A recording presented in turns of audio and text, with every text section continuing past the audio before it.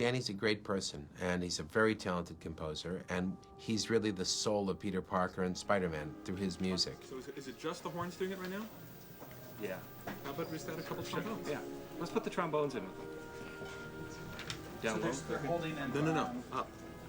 In the beginning, it's like a big jigsaw puzzle, and I'm trying to figure it out.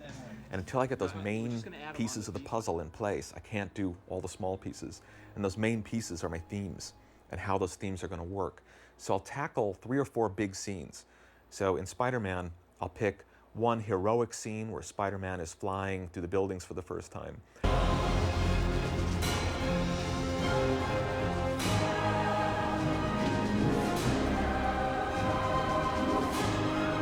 I'll pick a scene with the Goblin, and I want to make sure his theme can do different things.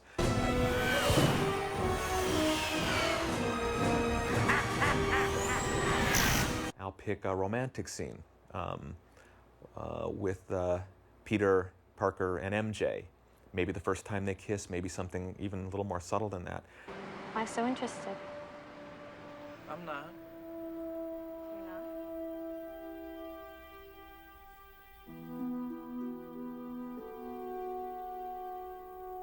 And I'll block out these scenes, and then when I feel that I've really got those nailed, I'll go back from the very beginning and just go scene by scene and score the whole movie.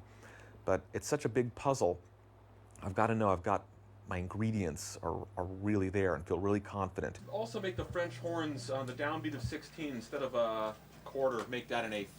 I think Danny's one of the most talented guys doing what he does.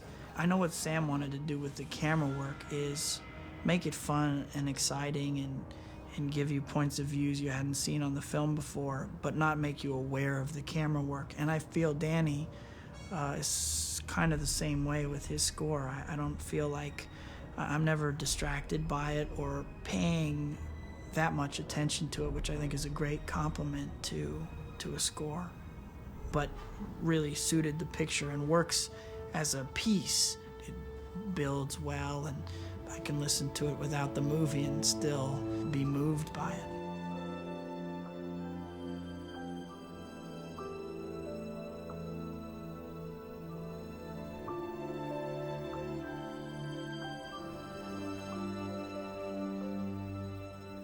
The core of the orchestra might be the same on almost every film score that I do, a certain group of strings, brass and woodwind players. And then I'll make adjustments depending on the film. On Spider-Man, I definitely loaded it more towards the brass. I knew it was going to be a very percussive, brassy score.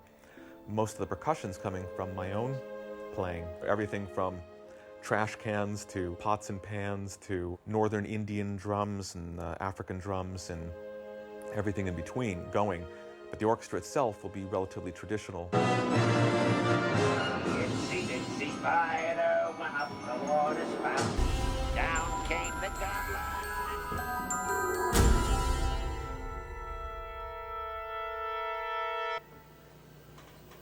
Good.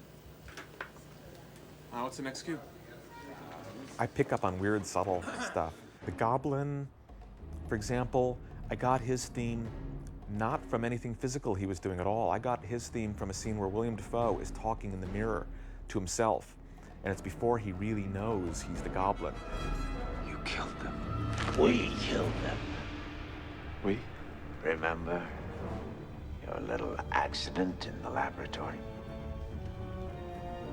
Performance enhancers. Bingo. Me. Your greatest creation.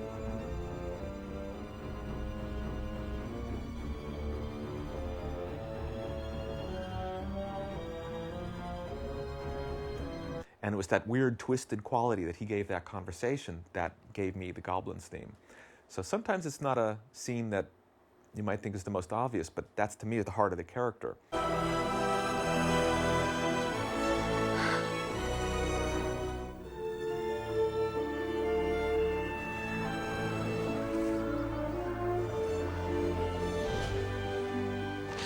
Peter Parker and Spider-Man actually had 2 different themes that I used.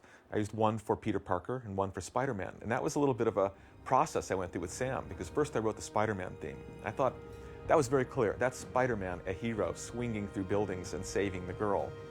And something really brassy and heroic. Yet, it didn't seem to play the heart of the kind of lost Peter Parker character looking to please Uncle Ben. Uncle Ben?